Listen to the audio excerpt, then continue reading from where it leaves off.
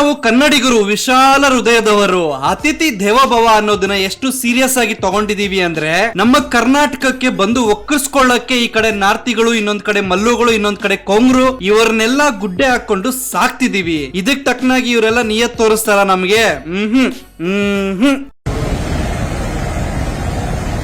Sir smoking allowed नहीं है। किसने बोला? हम लोग ने बोला। किसने बोला? यहाँ पे आप स्मोक नहीं कर सकते, प्लीज। नहीं कर सकता। स्मोक नहीं कर सकते। नहीं कर सकता। कहाँ लिखा है? यहाँ पे अलाउड नहीं है सर। यहाँ पे लिखा है नो स्मोकिंग। 1 सेकंड। आजा बाहर, आजा बाहर, आजा।